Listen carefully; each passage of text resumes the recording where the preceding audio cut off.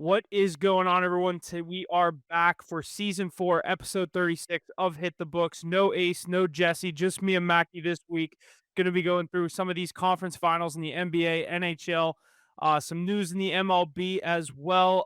We had our second major of the year wrap up in the PGA Tour world, with the PGA Championship wrapping up this past Sunday at Quail Hollow. We got a pretty good slate of sports this week. Obviously, love conference finals week when there's games every night in each league. Mackie, how are we feeling? Obviously, we know what happened in game one with the Knicks and Pacers. What do you think about some of these hockey games we've had so far, as well as the Western Conference Finals in the NBA? Yeah, Oilers did what they did best last night. Blew a 2-goal lead in the third period, 5 unanswered by the Stars. Stars look really good.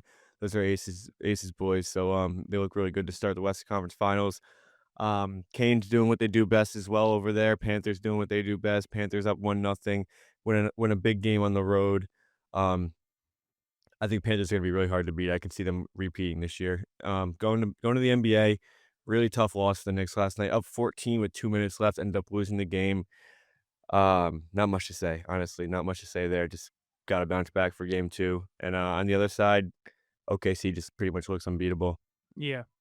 We'll start out in the NHL. We'll get into some of these conference finals. Our power rankings going into these conference finals were the Dallas Stars at number 1, the Carolina Hurricanes at number 2, the Florida Panthers at number 3, and those Edmonton Oilers wrapping things up at 4. Obviously, only 4 teams left, so we dropped that 5th spot. I think it's a solid list. Obviously, Florida wins game 1. I think there's really no tell-all until we see possibly Carolina take game 2 tonight. But we'll start out with that series here. The Eastern Conference Finals are underway as the Florida Panthers defeat the Hurricanes in Game 1 in Raleigh on Tuesday night by a score of 5-2. Game 2 will be Thursday tonight when we're recording. We obviously know Florida leads 1-0 in this series. Who's your choice to advance out of this and represent the East in the Stanley Cup Finals, and how many games do you think it takes? Yeah, I got the Panthers. I could see it in as little as 5. I think it might go a little deeper. I just think this Panthers team is built for it. We've seen it year in, year out. Canes doing what they do best. They played a good game last game. They still lost 5-2. You gotta win game 2 at home tonight. It's gonna be a huge one. They're minus 125 going into it. I don't see a lot of value in them. I took the Canes game 1, don't know why. This Panthers team is built for it. Bobrovsky's built for it. I think, they're gonna be really hard to beat, and I could see them winning in 5. Yeah, I agree. I had Florida in 5 going into this series. I didn't think they were obviously. I liked them to win that game 1. I didn't think that they were going to start down 1-0 and then have a chance to win 4 straight. But the Carolina, just like you said, they're kind of known for doing this. When they get to the conference finals, they kind of choke, no matter what their expectations are. This time going up against the defending champions, Florida Panthers. They're obviously built for this moment. They did it last year. They almost blew a 3-0 lead in the finals last year to not be the defending champs. They wrapped it up in game 7 on their home ice. Now they come out and jump on the Carolina Hurricanes in game 1. Like I said, 5-2 victory. Tonight, I've been flirting with taking that plus 110 on them. I think there's value in them every game this series, at least when they're dogs. I think I hate to say they're the much better team, but I truly think they are, at least in the playoffs. Carolina, they definitely have guys like Aho, Stankoven. They have a very deep team, Svechnikov. I'm just not sold on the goaltending with Carolina. I know Frederick Anderson's had some health issues throughout his career. They've been splitting net time throughout the year with, I believe you pronounce his name is Kachetkov, as their backup goalie down there in Carolina, or 1A, 1B, however Hurricanes fans want to view it. But I have the Panthers in 5, max 6. If this gets back to Florida, 3-2, going back to Florida for game 6, I think Florida wraps it up and does not let this get to 7 games. Yeah, I agree. I think it's a must-win situation for the Hurricanes tonight. They could be flirting with another sweep in the Eastern Conference If Finals. they go down tonight, this is serious sweep watch. Yep, for sure. I think it's a must-win game tonight, Yeah. and I don't think Like, it's a given. I think they really have the balls to no. the wall tonight, Like you man. said, if Vegas thought that they were the much better team here, this would be a minus 190, minus 180 play tonight. But they're literally just getting the edge because they're on home ice and just lost game 1 on home ice. Right. But in the West, we had that game 1 underway last night with the Dallas Stars leading the series 1-0 after a 6-3 comeback victory. Edmonton led the game 3-1. Heading into that third period, Dallas scored 5 unanswered goals to win game 1 6-3. Who wins this series and in how many games? This game was also going on at the same time as your Knicks Pacers game. I saw 3-1 going into the third. I was like, okay, Edmonton's going to win this game. It might get close. It might, run away as a 5-1 game. I did not watch this third period. I checked the box score after the game. I was shocked to see Edmonton blow that game. Obviously, we know the goaltending issues with Edmonton. They're the high-powered offense. Draisaitl gets the first goal. It looked like they were going to be buzzing throughout this game. Um, Dallas, they're definitely, I think, the best team out of the two there in the West. I hate to say they're better than Florida because Florida's been there, done that, but I have Dallas winning this series in 5, maybe 6 games. I don't think this is going to be as deep of a series as we think. If it goes 7, I wouldn't be surprised, but Dallas is the much better team here. I'm gonna go Oilers in 6 here. I think, they definitely should have won game 1. Stuart Skinner doing what he does I best, but bet the Oilers last night. I was fucking pissed they blew that lead. I mean, it was 3 power play goals to start the 3rd period. I wasn't able to watch because I was watching the Knicks, but just looking at the stat sheet, I mean, shots were right there. I think, we saw this in the Kings series as well. Oilers go down 2-0 in the series, win 4 straight. I'm not gonna say they're gonna go down 2-0 and win 4 straight here, but I think you gotta win game 2, and then you're right back on home ice for game 3. I think they have a good chance still winning the series. You drop game 1 on the road, not the biggest deal. It sucks when you're up 3-1 going into the 3rd period, but, um McDavid and Draisaitl, I think they're gonna get the job done. Dallas does what they do best usually. I think you get to game 7 and Peter DeBoer does not lose game 7, so it's a little tough, but, Yeah. um, Edmonton. It's tough to say because I think I originally said Edmonton winning this series in 6 or 7. Obviously, like you just pointed out, if it goes 7, DeBoer and obviously any team he's coached, Vegas, San Jose, they do not lose in Game 7 there. So I would lean Dallas if it goes that late in the series. I originally think I said Edmonton in 6. That performance last night, that comeback performance, kind of maybe swayed my opinion, but. As I always say, the series doesn't start until a home team loses a game. We had that in the Eastern Conference Finals. Is it obviously could Dallas start 2-0 and you wouldn't be worried about these Oilers? I would definitely be worried. I think it's not over because you still have home ice, but, to go down 2-0 in any series is gonna be tough Is to come yeah. back from, Yeah, especially against especially against these kind of teams this that are yeah, these they're still Stars alive. team. But, I wouldn't call it out just yet. It sucks when you're down 3-1 and lose the game, or when you're up 3-1 going into 3rd period and lose the game. But, I wouldn't call them out yet, count them out just yet. So you think we get the rematch, Florida versus Edmonton? Does I Florida do. repeat? I do, yeah. I think Florida repeats, yeah. I think I could Yeah, see I Florida agree. in 5 this time. Yeah. I think Florida repeats as well. I don't know exactly who they're going to get, Dallas or Edmonton. I think that's going to be a good series, but Florida's built I for it. definitely think Florida gets out of it. Mhm. What'd you say? Florida's just built for it. That team is Yeah. just built for a championship. And then you add guys like Marchand and Seth Jones, who were probably the biggest players in Game 1 of that series and in Game 7 in against Toronto, which we'll get into here. But they just make the right moves at the right time. Bobrovsky looks like he's absolutely on a tear. We saw him do it all playoffs last year. It looks like he's heating up at the right time again. But speaking of the Maple Leafs, they fall in Game 7 yet again, this time to the Florida Panthers. There are questions surrounding this team and their quote unquote core four of John Tavares, Matthews, William Nylander, and Mitch Marner. Marner and Tavares are free agents, and rumors have it that he was hearing it from their fan base after Game 7.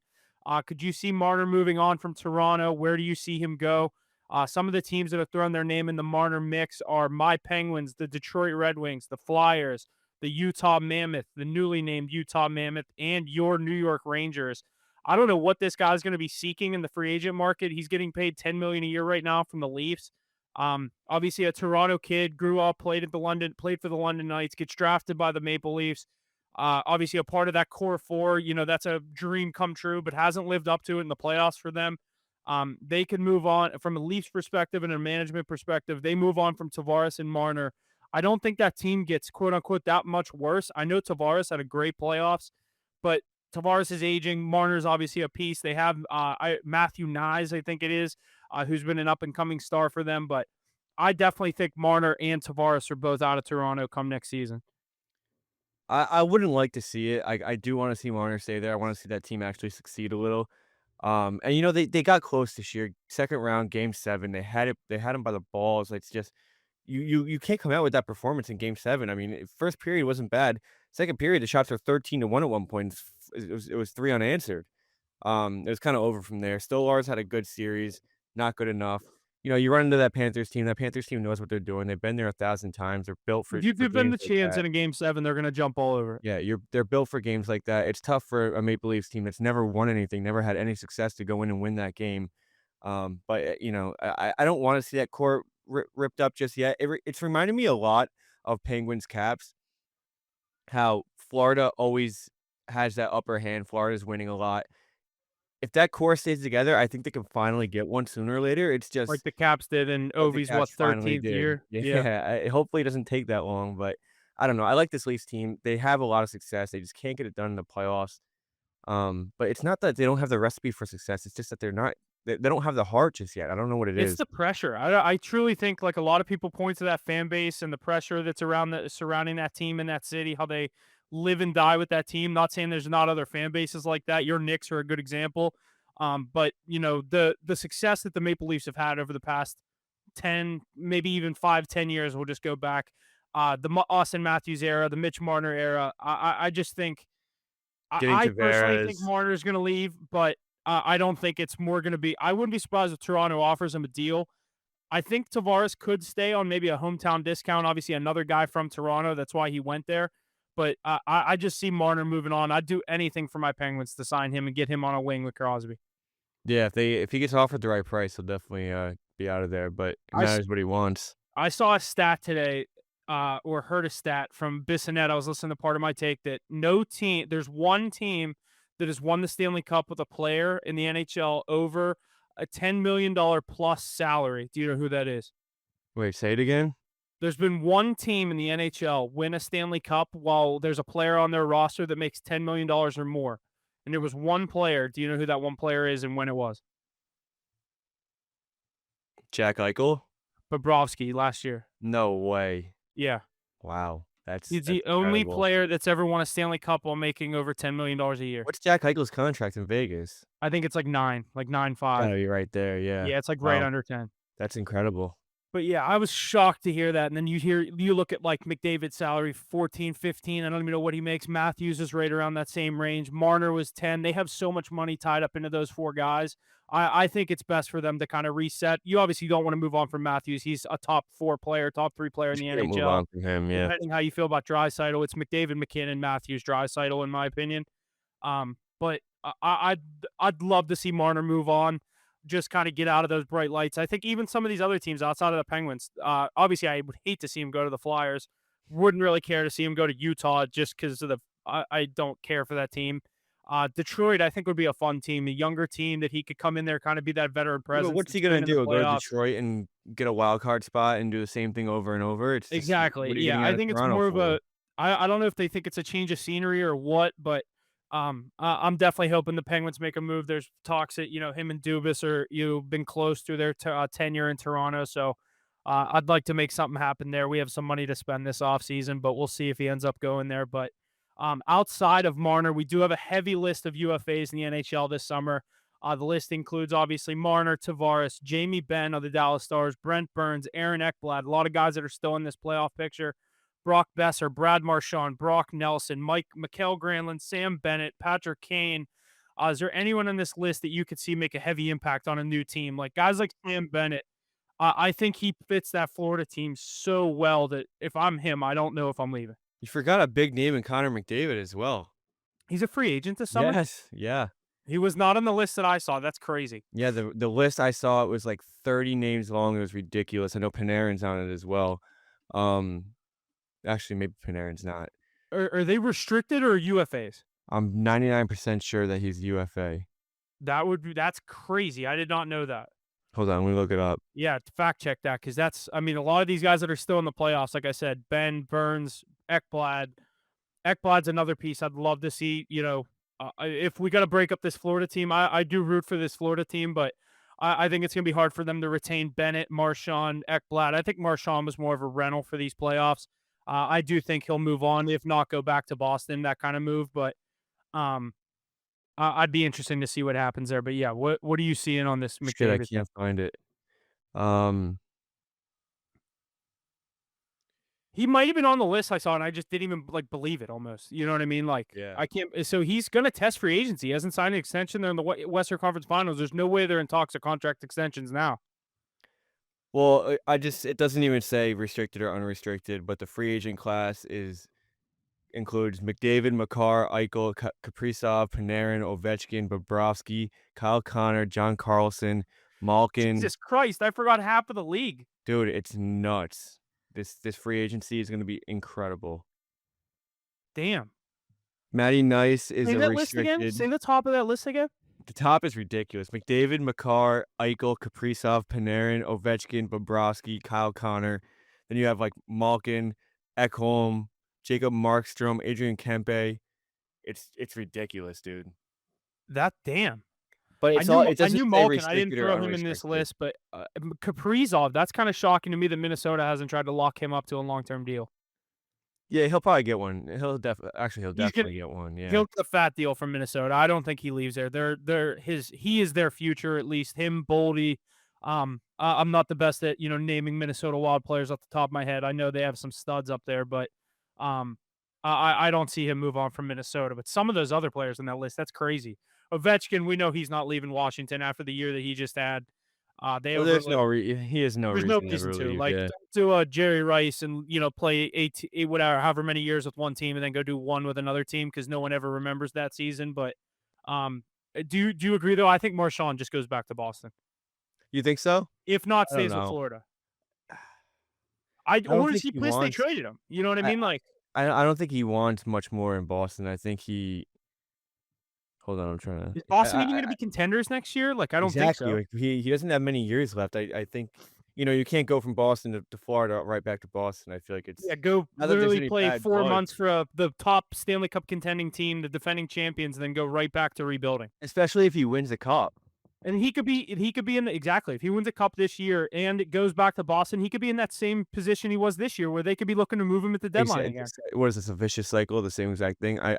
I don't think he goes back to I Boston. didn't really think about that. I would be very shocked. Yeah, I kinda just talked myself out of that. A couple other Because things, honestly, if you think about it like blindly, it makes sense for him to just go back to Boston. But I don't think that happens a lot in the NHL. no, You no. see it a I lot think in if anything, he baseball. would just stay with his new team. He's obviously been a loyal guy to Boston. I think, he's gonna look at it as, well, if you guys have the money for it or can give me a team friendly deal, I'll stay here and compete for cups. Right.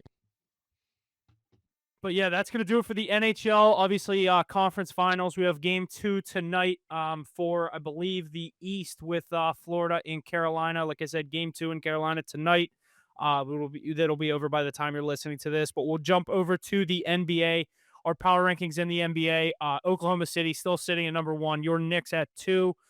Minnesota Timberwolves at 3, and the Pacers at 4. Obviously, we made this list before the conference finals got underway. And then before we get into some of these series, Oklahoma City guard SGA Shai Gilgeous-Alexander has officially won the 2025 NBA MVP award. I loved not even the fact that he won this. I wasn't going to say that. I really don't care that he won it. He was great this year, but Jokic averaging a 30-point triple double, the best season he's had in a player that has what 2 or 3 MVPs already, and it's his best statistical season, and he has all those MVPs. But the fact that it was being broken on TNT before the game last night, the Knicks Pacers game, and Shams was like, "Fuck you, TNT! I'm tweeting this out at 12:30 Yeah. p.m. What a Eastern dick. time Why'd he do that? because it wasn't on ESPN." They were saying if that game was being broadcast by ESPN, that tweet would have never been sent.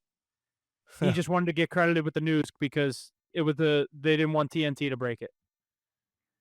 Yeah, I saw the tweet and I didn't know if it was like being announced I at thought that he was time or like, dude, not. when I saw that tweet, I was like, holy fuck, did he get hurt in practice or shoot around or something? Like, you don't see him tweet out that kind of stuff. You know what I mean? Like, it's Yeah. either trades or injuries. Yeah. Yeah. That But was crazy. yeah, I thought that was pretty What do you crazy think and about it? pretty You think he petty deserved move, it? but it was funny. You think he deserved it?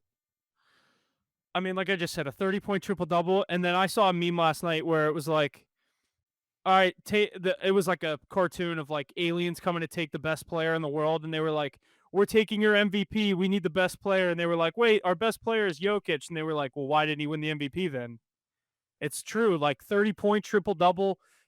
Does he have 2 or 3 MVPs? It's like the I think he has 2, but he lost. I mean, he should have 3 because that one with Joel Embiid won Didn't he that get Joel back to Embiid back won. and then he won last year too? You could be right. I could be wrong.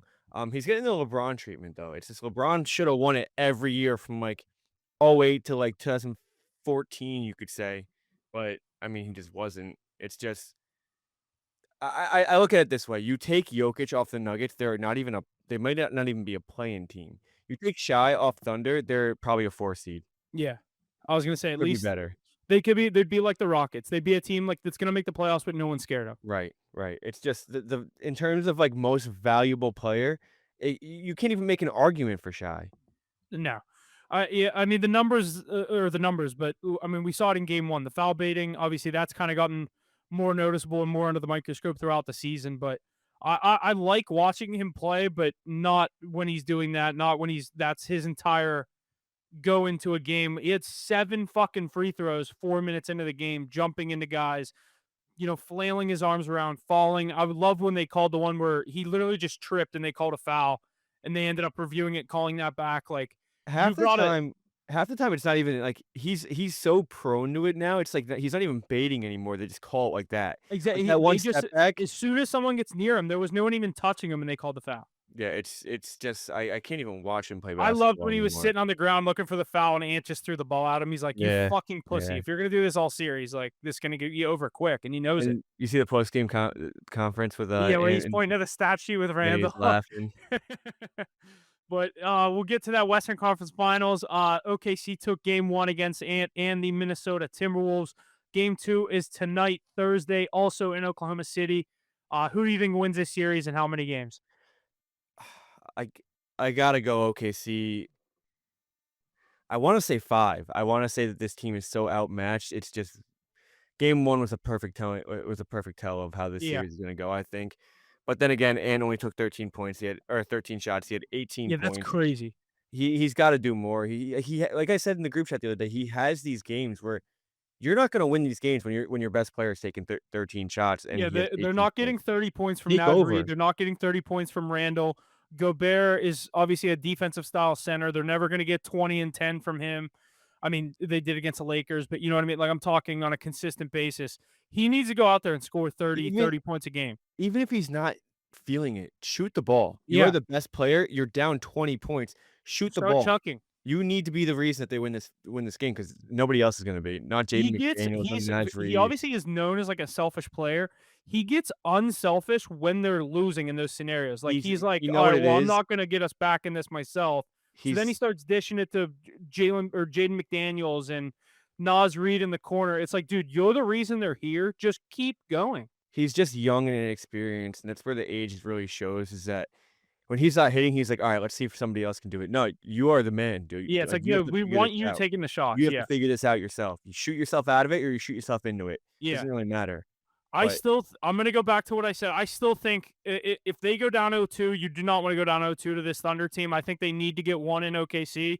I originally said Wolves in 6. I think that's dead. If they win this series, they have to. It's going to be in 7. I still think Minnesota can steal 1 or 2 games, like you said, 5, 6, maybe back in Minnesota. I right now that game 1 is so telling to me. Like you just said, if they're going to play like that, this is going to be over fast. If these refs are going to be on SGA like that, this isn't going to be much of a series. Um, I like this which Thunder team too, but they make it so hard to root for them. which don't get me wrong, the foul baiting isn't the reason that they won that game. No, no, no. It's they were winning that game regardless of if Shy They shot 13 like I free throws texted or you, the not. Thunder are so good at the second half adjustments. They come out and do that every game in the third quarter. Yeah.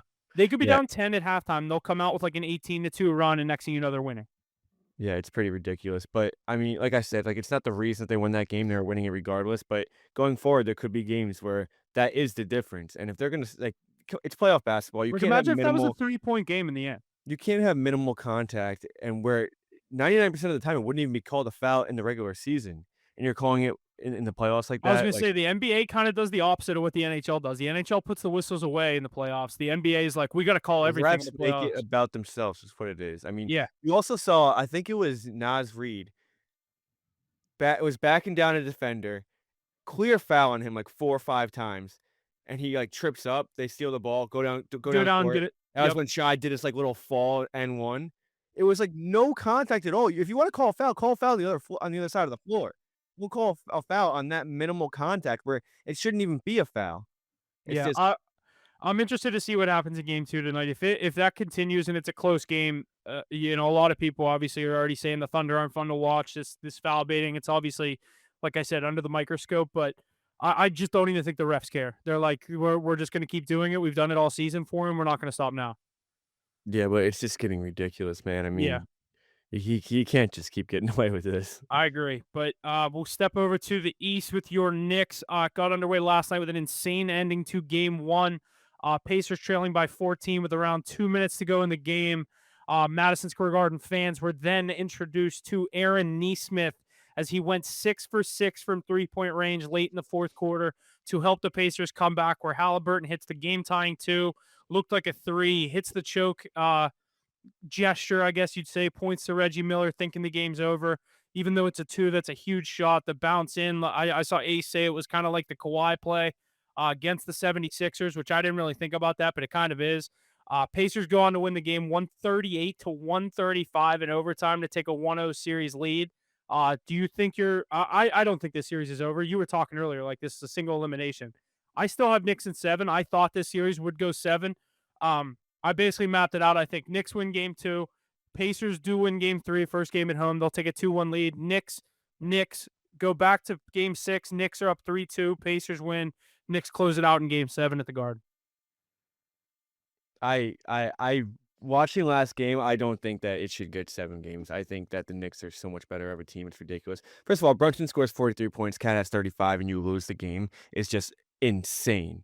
Insane. I You didn't notice what were you saying OG was the reason you lost? I didn't really notice him much. He just shot the ball like shit. He shot 6 for 15, I think. He wasn't hitting his shots, and they were up 5 with 33 seconds left. Brunson passes him the ball, and he just throws it away. He just can't handle the ball. That is the Yeah. exact reason we lost that game. I'm looking for someone to blame here because honestly, nobody really had that bad of a game. Josh Hart played a great game. Mitchell Robinson did everything right. Cat 35, Brunson 43. McCall didn't do anything bad. It's just how do you lose You the even way sent the stats of Cat last year versus the Pacers with the Wolves, this year versus the Pacers in the regular season. He had that kind of game. Cat played incredible, and nobody can guard him on that team. It's just 35 I point double cannot double. I think he had 14 rebounds or 12 rebounds. I cannot wrap my head around how they lost that game, and Brunson said it after the game. We were just trying not to lose in those final 2 minutes. And, it's not gonna happen again where the Pacers hit You're not gonna. Yeah, I was 9 gonna say. straight threes in the final 4 minutes. They didn't miss one shot the entire time in the final 4 minutes. That's not gonna happen again. Like, the Knicks just I can't even get I've never been so mad for so long over a loss. It's mind-blowing. And then in overtime, Brunson goes up for a layup. Clear goaltend. They're up 4 at this point. I think 3.5 minutes left. You're up 4. Goes up for a layup. Clear goaltend, no call. First of all, the rule about a goaltend is that you always call it if it's close because you can't review it if you don't call it. Yeah, You can always review it. You can always overturn it if return you it. call Yeah, it. Call the fucking goaltend. It's a clear goaltend. Call it. They don't call it. Go down the floor. Pacers hit a 3. 1-point game like that. It's a 5-point swing right there. Changed the entire game. Game was over after that. It was just everything that could have went wrong went wrong. and once it got to overtime, the Pacers had all the momentum after that comeback. But the Knicks had the lead in overtime, and Brunson had the layup, and it was 6. It would have been a 6-point game. It turned into a 1-point game, Yeah, and after that, I mean, Pacers didn't miss a shot. yeah, they were on fire late at the end of It that. That was just crazy. everything that could have went wrong went wrong. You can't blame anybody but yourselves, honestly, but they should not have lost that I game. liked what Bunsen said. We were trying just not lose that game. That's you can't do that. You can't do We've that. seen it time and Exactly. time again. When But you you're up play scared, you're gonna lose the game. but you're up 14 with 2:20 left. Mathematically, you can eat the Dribble the shot ball up. clock for every single time, and you're still gonna win the game. It's Yeah, they just could have taken a shot clock violation every single time they touched the every ball, not single shot the time. ball at all, And then and they would have won. Cat gets 3 free throws with, like, 45 seconds left, misses 1. OG gets 2 free throws, 12 seconds left, misses 1. It's like, hit your fucking free throws, man. Like, you had every chance to win this game. I just really hope this doesn't, like, eat at them for the rest of the series because this could go one of 2 ways where they take this and they run with it, or they're gonna dwell See, on this for the rest that's of the kind of what happened series last and year's with the Pacers and Cavs. Like everyone was like, okay, Cavs are gonna kill them in game 2. The Pacers are obviously a very good team. They've been in this position last year. They got swept by the Celtics. Celtics are obviously nasty. Your team just beat that Celtics team who swept this Pacers team last year. Not much has changed from either of those rosters. I still think the Knicks. I do think it goes 7. I originally said that before. I didn't see the Pacers winning game 1. I thought it with that 4.5 points was going to be tight, just because the Knicks do like to play in some of these tight games, and the Pacers obviously have no quit in them. I'm interested. What's the spread in game two? If you had to guess, if you didn't already It's see it. 5.5, I already saw it. That's Okay. what happens, it goes up a point if they lose, it goes down a point if they If win. they, yeah, Um, I genuinely think that the Knicks should win the series in 5, I think they're a way better team. I don't think that's gonna happen because if you have one bad shooting night, the Pacers just absolutely they maul you. They capitalize score on it. 130 Yeah, points a game. It they're literally, for lack of a better term, they're the best paced team. Yeah, they are. They really are. But I just think Fast we're break the points up and down the floor. Like they're just so good in transition too. I just think we're the way better team. I think that realistically we should win this series in 5, but I don't think it's gonna happen. I'm gonna say Knicks in 6. You have to come out in game 2 and win this game by 30. You have no other choice. Halliburton, the disrespect that he gave the Knicks, if you're gonna sit there and take it, then the series could be over in 5 and you can lose in 5. But, I mean, we're just such a better team, I think at the end of the day, I think that they should have the series in 6 maximum, even after a game 1 loss. I think we're in for a good series. I think Knicks take game two.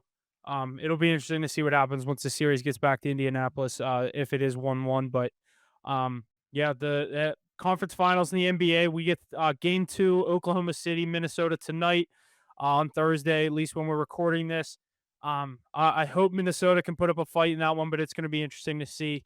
As well, there we'll transition over to the MLB. Our power rankings this week. We have a new number one, the Detroit Tigers at 1, the Yankees at 2, your Mets at 3, the Chicago Cubs at 4, and the LA Dodgers at 5. It's definitely a different looking list than what we are used to the past few weeks. Tigers look unstoppable in the AL. Obviously, we know what the Yankees are capable of, but that Tigers team, they just find ways to win games. I think they're playing Cleveland now. Flaherty on the mound today. I was looking at betting them. I think they're close to minus 130 there. But I think that's a solid list. The Cubs as well. They're a very good team. We obviously know what the Mets and Yankees are capable of. Dodgers, the defending champs, at 5. I think that's a loaded list there. But one thing I wanted to touch on in the MLB, I don't know if you heard this stat, but the Pittsburgh Pirates continue to get pitching staff, continue to fail to get their pitching staff run support. They are currently on a 25 game streak of scoring 4 or less runs. They last scored 5 plus runs in a 9-3. They last scored 5 plus runs in a 9-3 win against the Angels on April 22nd, a month ago, literally a month ago today. Despite getting solid outings from their pitching staff, they cannot produce hits or runs. They're getting 5, 6, maybe some. Most of these games are getting 6 hits a game. Um, Paul Skeens is now 3-5 on the season with just a 2.44 ERA, and he's 3-5. Pirates have lost his last outing 1-0 in Philadelphia. They then defeated the Cincinnati Reds 1-0. Yesterday they win 3-1. That was I think 25 game is now tied or is the record for most games without scoring 5 or more runs. And they have less runs scored this season than the Rockies, who are 8-41 on the season. Yeah, I've never seen a stat like that, 4 or It's less run, insane, 25 dude. straight games. Why are we not just ripping the under on every single one of their games? I say it every time. Every time Skeens pitches, take the under, take the first half under. Don't take the Pirates money line because they're not juicing it anymore like they were last year when he was on a roll. They know he's They not know getting the that run support, so he's he's getting literally underdogs in a lot of these games now. he's getting the DeGrom treatment. DeGrom in 2018 had a 1.7 ERA and a 10-9 record. Yeah, it's disgusting. That is just not even possible. But, yeah, Skeens is getting that exact treatment right now from a And shitty team. the Pirates just said they're not interested in trading him, at least at this deadline. Obviously, that could be to drive the price up. Some of these offers that they're getting probably aren't what they're looking for to trade a piece like that. We know he's not re-signing here. So, from a Pirates fan perspective, I hope they trade him at some point because he's not going to re-sign here. There's no chance. We're not going to be able to compete with the Mets, the Yankees, the Dodgers, their money, even the Red Sox. Um, I It's saw a just sad. oh yeah, I mean it's long gone past like Garrett Cole, Joe Musgrove, all these guys. I could name so many fucking guys that we've had, but I did see a situation where the three prospects Ace loves to name: Marcelo Meyer, Roman Anthony, and Christian Campbell, who's obviously in the MLB now. He's up with the Red Sox. They said there's a trade scenario that they send all three of those guys to the Pirates for Skeens. I did see that actually, yeah. I would do that deal in a probably a Yeah, but heartbeat just to because get Skeens rid of isn't going to re-sign here. but just to get rid of them and then in the next 3 years Exactly. after it anyway. Just for them to become studs here 2 years later, we're gonna trade them at the deadline. It's just it's We're a a farm vicious system. it's a vicious cycle where Yeah, you just need an owner to put money into this team, and it will never happen. It's crazy. till he sells that team. And really, we need a general manager because they just got rid of Shelton, which I never thought the manager was the issue. He made some questionable pitching rotation changes, pulling guys when they were hot, saving arms. But our general manager signs Adam Frazier to a $4 or $5 million deal this offseason. He's fucking terrible. Signs Tommy Pham to a $4.5 million deal. He's batting like 110. He was supposed to come in here and hit home runs, and he's literally just striking out every single play. He's fucking terrible.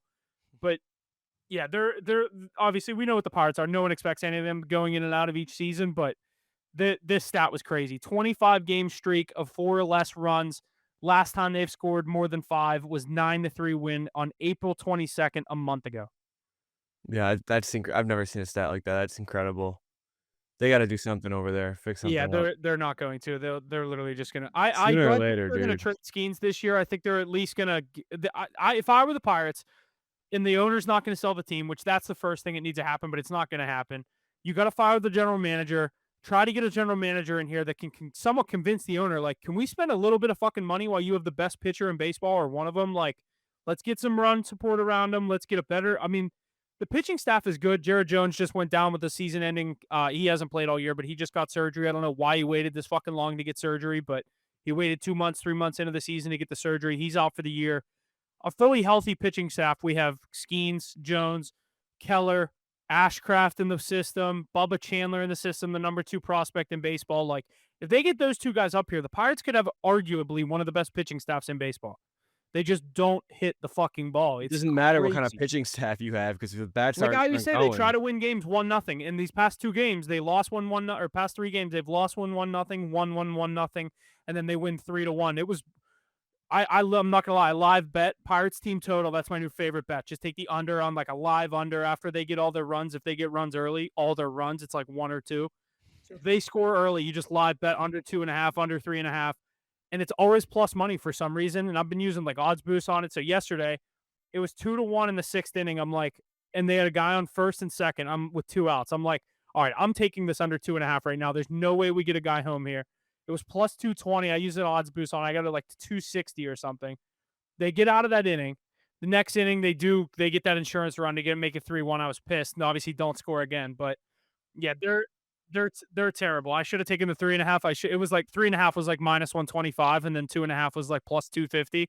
I was like, fuck it, I'm taking the juice. I don't care. They're not going to score anyway. But then they ended up doing it. But out of the MLB in the world of golf, Scotty Scheffler is back in the winner's circle as plus 500 takes home his 3rd major of his career as he wins the 2025 PGA Championship on Sunday at Quill Hollow. Scotty wins the tournament by 5 strokes at 11 under. Harris English, Bryson DeChambeau, and Davis Riley tied for 2nd at 6 under. Bryson shows all class waiting for Scotty at the clubhouse to shake his hand, congratulate him on the win. What did you think of the PGA this weekend? Scotty's win as he now is halfway to that career Grand Slam. Yeah, like I said, when Scotty's in the mix on a Saturday, I mean, it's just he's gonna have to do something wrong to really lose that. Unless someone goes out there and shoots 62, 63, 64, like some crazy round, It was which just he a did it himself on Saturday, shoots 65. it was just a really consistent 4 days for him, and, I think it was -2 the first day, -4 the second day, just, like, -2 the 3rd day or whatever he was. It's just a very good round. He obviously, John Rahm gave him a run for his money, 10 holes into to Sunday. I think they were Broke tied at 9 10 holes under, yeah. in, but then, John Rahm just couldn't keep up with Scotty the rest of the way. Once Scotty bogeyed that next hole and Rahm Ron went into the bogeyed water, I think. Ron bogeyed the next hole, and it was 10 under to 8 under. Ron was going into what they call the Green Mile at Quill Hollow, needing to pick up strokes. He was going for it over the water. That's where I think he put it in the water once, if not twice. Ends that round double bogey, bogey, double bogey. Just kind of puts himself totally Yeah, out of he it. knew he was cooked. That's probably a difference of if he would have just played his game the rest of the round and not worried about winning. Like, obviously, those guys want to win. He's on the live tour. He doesn't need that extra whatever $600,000. But he was tied for second, and him going double bogey double probably lost him out on close to $600,000. Probably a little more, honestly, because I think Yeah, he finished, what, 5th? I think he was finished tied for fourth or fifth. Yeah, that'll, It's four under, tied for fifth. You're right.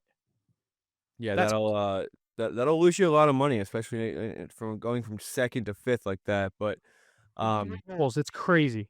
Yes, you called Scotty there. Scotty had a great round. I haven't really loved him this year. I think he's been a little off, but that was vintage Scotty right there last weekend. Yeah, he was on fire this weekend at the I took him at the Charles Schwab this weekend. There's obviously a very light field. A lot of these guys aren't playing in it. That's usual. Right, fresh off a major, that first event, not many guys playing it. Scotty's only playing it because it's in Fort Worth. He said, "Why would I not play it anytime I get the advantage to take Oh, advantage he's of playing home, in my right? backyard in Yeah. Dallas?" Yeah, so he was at the Stars game last night. They asked him about it. I took him. He's plus 225 to win. I was like, and No everyone else is way. plus 1,800 and on Wait, has he teed off yet? 145. He probably just Oh, he started. just did, yeah.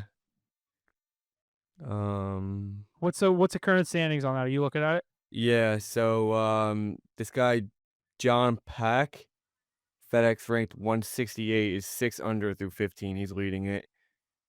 And then there's these 2 guys that I don't know, hits Rio Hisatsun, 4 under. Matty Schmidt, Is 4 Scott even under. through the hole yet? What is he like? Even He's through not one? through a hole yet. But first person that really matters, Tommy Fleetwood's tied for 6th, 3 under. Um, He was like second or third in the odds. Andrew Novak, 3 under. He was up there as well. Bhatia, I forget how to say his name, Bhatia Charles Bhatia, Schwab 3 Classic. under. Brian Harmon, 3 under. Um, that's just the top of the leaderboard right there. Jordan Yeah, Spieth is 1 under through 18. one This under isn't through 18. Spieth sucks lately, Yeah, dude. I know, he's just not getting it done. Cam Young, 1 under through 3. Harrison English, 1 under through 1. I don't think Scotty's played it or registered a hole yet. Is it on TV? I wanna watch I'm it. looking for it right now. I don't think it is. It's probably the first two rounds are probably on ESPN Plus kind of thing. Saturday and Sunday will probably be on cable. I'm looking for it. I don't see it anywhere here. Scotty has not registered a hole yet. Okay. He's in a group with Davis Riley and Andrew Putnam. Okay. Yeah, I think he takes it. I saw plus 225. I was like, it's his backyard. He's gonna fucking. Yeah, He did this there's when he won not the Masters 2 years ago. He won the Masters, and then the next weekend went to the RBC and won that. He's obviously done this when he gets hot. He stays hot. So I'm more just testing the waters. I took him again this weekend. not a bad bet. Good Yeah. value. So that a good week in the sports world. Obviously, the U.S. Open next month. That's our next major that we have marked on the calendar, starting June 12th, just under a few weeks away. But yeah, like I said, Charles Schwab Classic, not the best tournament, but going to be some good golf there. I hope Scotty can bring home a win. Western Conference Finals in both the NHL and NBA. Same with the East. I think we're in for a good week of sports. We're going to be going live on Saturday. Make sure you stay tuned for that around 9 a.m. Eastern time. Give you some playoff picks as well as a live update on this golf tournament we have this weekend. But thanks for listening. I think that's all we got this week, and we'll see you guys next week for more of the conference finals and the NHL and NBA recap, as well as to see what's going on in the MLB. But thanks for listening, and we'll see you next week.